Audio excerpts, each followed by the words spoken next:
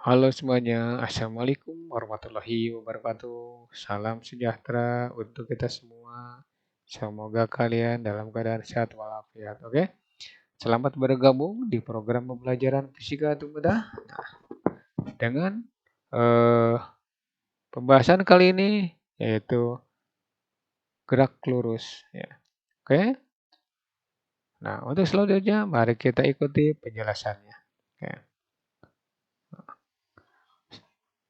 Pembahasan kali ini adalah sub pembahasan gerak lurus beraturan atau diberi singkatan GLB. Nah, oke. Nah, gerak lurus beraturan yaitu gerak dari suatu benda ya, seperti ini di mana lintasannya berupa garis lurus ya. Atau gerak lurus ada gerak dari suatu benda di mana lintasannya berupa garis lurus. Kenapa dia bergerak? Itu akibat adanya gaya. Nah, nanti gaya akan dibahas pada bab yang khusus ya, yaitu hukum Newton. Nah, dah? Nah, sekarang lanjut ke pembahasan. Benda ini kita misalkan gerakan ke kanan. Nah, dengan kecepatan tertentu atau kelajuan tertentu. Nah, sekarang dari gerakan ini kita dapat mendefinisikan apa itu gerak lurus beraturan. Oke.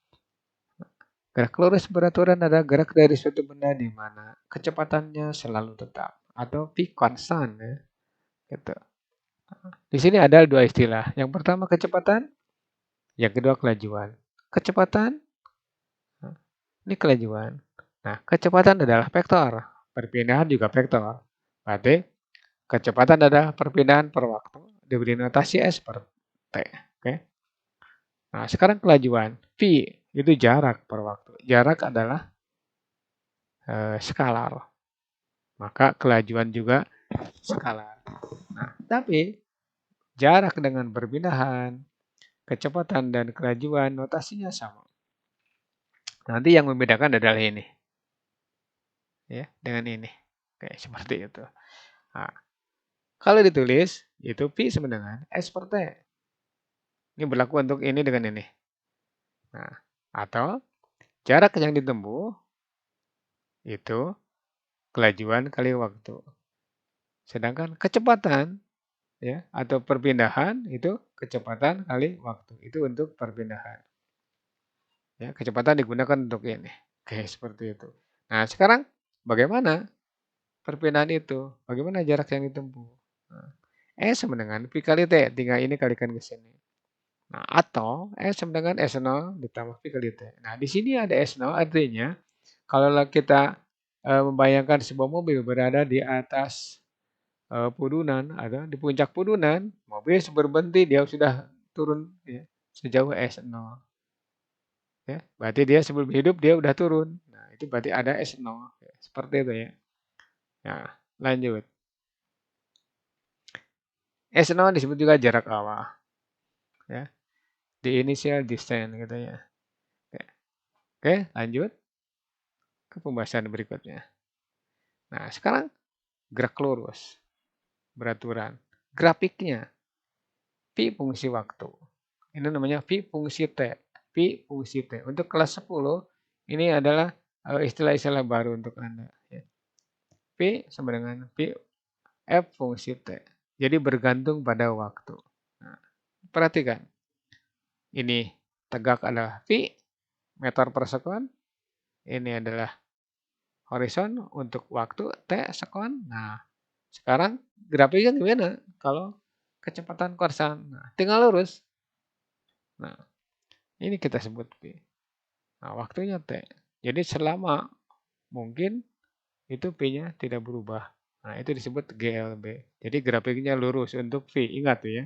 Ini 0 nih biasanya. Nah, sekarang bagaimana kalau S fungsi T? Ya. Kalau S fungsi T berarti vertikalnya adalah S, kemudian horizontalnya tetap horizontalnya, yaitu waktu. Nah, nanti diperoleh grafik seperti ini. Untuk S fungsi T. Nah, ini disebut linear. Ya. Nah, ini S, yang ini theta, yang ini T. Nah, dah di sini Pi, di sini S. Nah, di sini tidak ada tetanya. Kenapa? Karena 0. Ya. Sedangkan di sini tetanya ada. Nah, sekarang berdasarkan grafik kiri dan grafik kanan, nah, kita dapat mencari yang pertama luas grafik. Dari sini ya. Luas grafik itu berarti panjang kali lebar. Ya. Itu untuk mencari jarak atau perpindahan. Kalau kita menemukan soal dalam bentuk grafik ditanyakan jarak atau perpindahan, tinggal luas grafik. Nah, tapi hati-hati untuk perpindahan. Ya. Karena perbedaan berupa vektor. Sedangkan dari sini, kalau ditanyakan kecepatan tinggal vertikal atau tegak dibagi datar. Oke, lanjut. Tuh. Masih S fungsi T, tapi di sini ada jarak awal, ya, seperti ini. Nah, ini rumus yang kedua. S sama dengan S0 ditambah Pi kali T. Ya, seperti itu. Nah, sekarang dari data ini dan dari data ini, maka bisa mencari kecepatan atau kelajuan. Nah, rumusnya S dikurangi S0 per T. Kalau menggunakan rumus ini. Kalau menggunakan ini, berarti rumusnya S per T. Ya, seperti itu. Oke, mudah-mudahan Anda mengerti dengan penjelasan yang singkat ini. Oke, kita lanjut. Nah, aplikasinya sekarang. Sebuah mobil bergerak ke arah barat selama 2 jam dengan kecepatan tetap. Ya. Berarti di sini 36 itu kelajuannya atau besar kecepatannya, ke arah baratnya berarti menunjukkan arah. Berarti vektor. Nah, tapi begini. Walau diketahui kecepatan, tetap kalian menggunakan rumus yang tadi. S sama dengan Pi kali T. Kenapa? Karena di situ tidak ada S0. Langsung Pi kali T. Ini dirubah dulu. 7.200. Ini kecepatan. Ingat nih. 36 km per jam berarti 36.000. Ya, kilometer ke meter berarti 1000. Berarti 36.000. Dibagi dengan 3.600. Oke. Nah, berarti 10 meter per detik. Ya, seperti itu ya. Gampang ya. Jadi kalau ada soal kecepatannya 36 berarti 10. Kalau 72 berarti 36 kali 2 kan? 72 itu berarti 20. Bagaimana kalau 108? Berarti 108 itu kalau dibagi 36 itu dapat 3. Nah, berarti kalau ulangi 36 km per jam buat meter per detik berarti 10. 72 km per jam dibuat meter per detik berarti 20. 108 km per jam dibagi dibuat meter per detik berarti 30. Itu kelipatan 36. Oke, seperti itu. Jangan Anda remehkan soal-soal yang pendek atau yang mudah ya, karena itu menjadi ganjalan. Nah, nantinya. Oke, lanjut. S sama dengan P kali T. 10 kali 70.200. 72.000 meter. Jadi kalau dikerjakan dalam bentuk MKS. Nah, tadi jawabnya gini. 72 km. Jadi Anda boleh menjawab 72.000 meter atau 72 kilometer. Nah, seperti itu ya. Oke, lanjut. Mudah-mudahan Anda mengerti. Nah, sekarang soal 2. Seorang anak bersekolah jalan kaki dengan jarak tempuh 4 km tiap pagi. Nah, ia berjalan dengan kelajuan rata-rata 36, tidak lari ya, maupun jalan kencang, santai ini. Misalkan ya 36 km per jam. Tentukan berapa lama waktu yang diperlukan untuk sampai ke sekolah. Ya. Nah, itu 36 km per jam cepat tuh. 10 meter tiap detik. Jadi dalam waktu 10 meter dia udah menempuh 10 atau 10 meter tiap detik gitu. Nah, diketahui. Nah, ini boleh langsung. Berapa waktunya? Tinggal S per V. Ya. Ini dapat. Ya. Lihat gambaran jawabannya. S sama dengan V kali T. 4 sama dengan 36 T. Nanti diperoleh 4 per 36. 1 per 9 jam. Ini dalam jam. Sekarang bagaimana kalau dalam menit? Tinggal 1 jam 60 menit. 60 bagi 9. Nah, berapa ya? Nah, sekarang bagaimana kalau ke detik? Tinggal 3.600 per 9. Itu jawabannya 400 sekian. Oke? Nah, gitu. Nah, sekarang soal nomor 3. Nah, ini nyangkut dua buah objek atau benda ya. A dan B bergerak dari tempat yang sama. Benda A bergerak lebih dahulu dengan kecepatan 12 dan 10 detik kemudian B nyusul benda A dengan kecepatan 15 meter per detik. Tentukan kapan dan di mana B nyusul A. Soal ini kelihatan susah, ya. Tapi ada trik untuk mengerjakan soal seperti ini. Paling lama 5 detik. Ya. Nanti perhatikan cara kerjanya. Kalau menghadapi pilihan ganda, okay, diketahui pi A 12, pi B 15.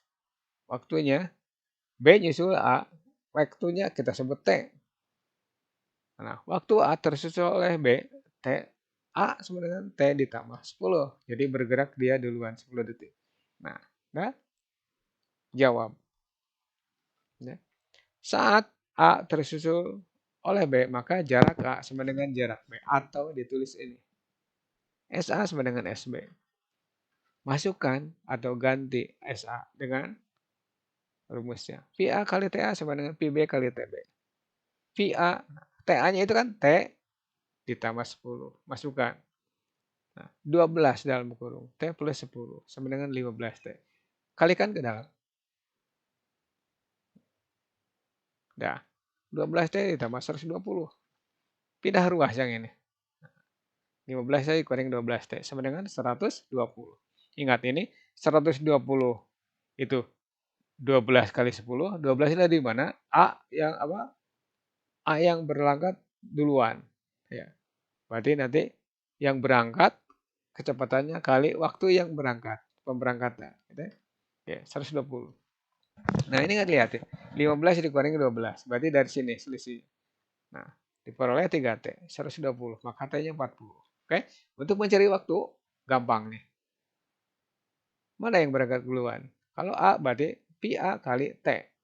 Nah di sini 120 dibagi dengan selisih kecepatan 15 kurangi 12 yaitu 3. Ya, 40 detik. Nah, berapa jaraknya? Jaraknya gunakan dengan menggunakan benda yang bergerak dengan cepat. Oke, lihat jawabannya. Nah, jarak B, SB itu 15 kali 40. Ya, berarti 600 meter.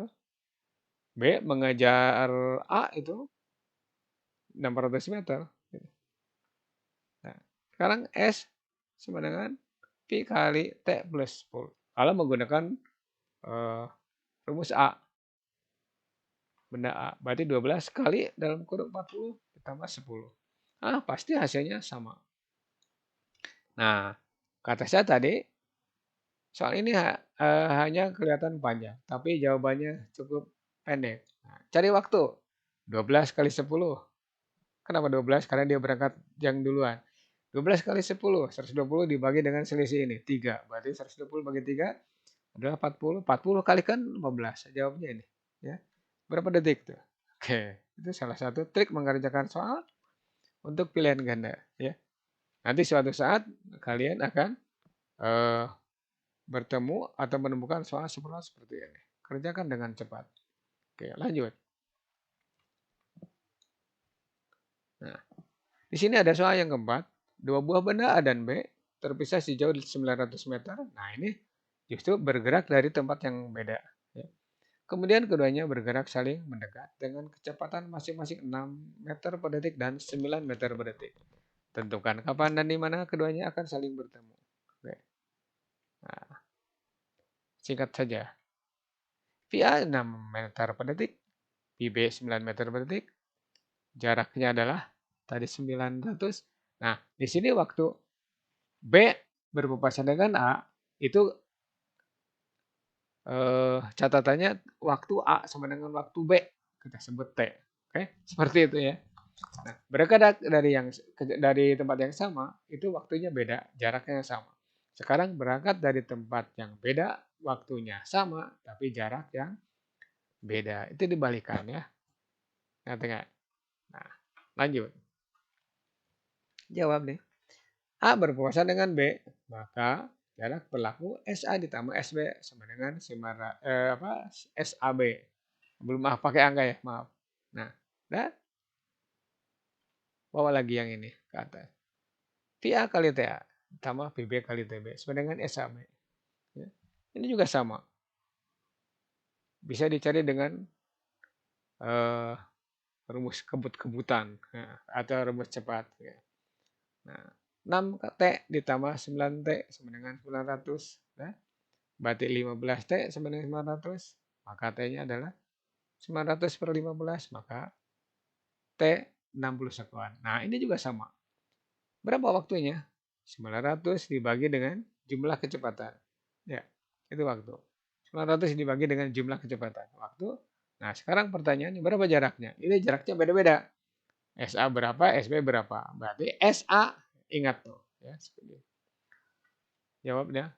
Jarak A, VA kali T. 6 kali 60. 360 meter. Nah, sekarang jarak B bisa dari 900 dikurangi 360. Ya. Nah, berapa ya gitu. Nah, atau pakai rumus lah. PB kali T. 9 kali 60 540. Kalau dijumlahkan jadi 900. Seperti itu pengerjaannya. Lanjut ke soal nomor 5. Nah, di sini ceritanya beda lagi. Pelari A, anak. Pelari B, misalkan Ane. Dia pelari jarak pendek. Keduanya berada di tempat yang sama. Tentu, kalau mau lomba berarti dari tempat yang sama. Walaupun beda dikit gitu. Nah, tapi Ane berada di depan.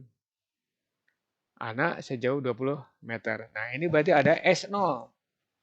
Nah, lanjut. Setelah mendengar aba-aba, ya, keduanya berlari dengan kecepatan 8 dan 6 meter per detik. Tentukan kapan dan di mana keduanya akan berdampingan. Jadi nanti yang ini, yang si anak itu nyusul si Ani. Maka berlaku V anak bukan 8 meter per detik. PB itu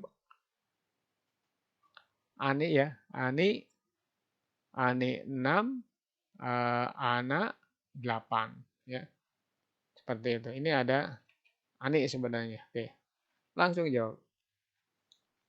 T anak sama dengan T Ani. Waktu anak sama dengan waktu Ani. Gitu. Ya, jawab. Nah, saat anak menyusul Ani, maka berlaku S anak sama dengan S Ani. Jadi jaraknya ketika tersusul, ya, itu S anak sama dengan S Ani. Oke. Waktunya bagaimana? Perhatikan, Ryan. V anak kali T sama dengan S0. Kenapa S0? Tadi disebutkan di sini ada jarak 20 meter. Pi ani kita kalikan T. Dan 8T sama dengan 20 ditambah 6T. 8T dikurangi 6T sama dengan 20. Nah, jadi waktu dapat dicari seperti ini. T-nya 10 detik. Oh, berarti ini kurang ini. Kurang ini. Ya. Kalau kedua pelari atau kedua benda bergerak pada jarak tertentu, kemudian bergerak lari bersama-sama, maka tinggal berapa waktu? Udah tinggal selisihkan 8 kurangi 6 bagikan ke 20. Jawabnya 10. Nah, berapa jaraknya? Gunakan yang paling cepat. Berarti 10 kali 8. Nah, jawabnya adalah ini. S bisa seperti ini. S dengan S0 plus A, VA kali T. Boleh? 20 ditambah 6 kali 10. 80 meter. Jadi, Ana dan Ani berdampingan ketika 10 detik dan jaraknya 80. Setelah itu, nggak tahu siapa yang duluan. Ya, oke, lanjut. Nah, oke, seandainya video ini bermanfaat untuk kalian, maka tinggalkan pesan Anda dengan cara like, komen, subscribe, serta share ke grup teman Anda lewat WA atau Facebook, ya terserah gimana kalian. Nah, supaya mereka juga bisa mempelajari konsep dasar gerak lurus, terutama gerak lurus beraturan. Ya, untuk komen Anda boleh mengirimkan soal. Nanti kita akan membahas soal tersebut. Oke. Billahi taufiq wal hidayah. Wassalamualaikum warahmatullahi wabarakatuh. Mohon maaf jika ada kesalahan dalam pengucapan. Ya, oke. Makasih.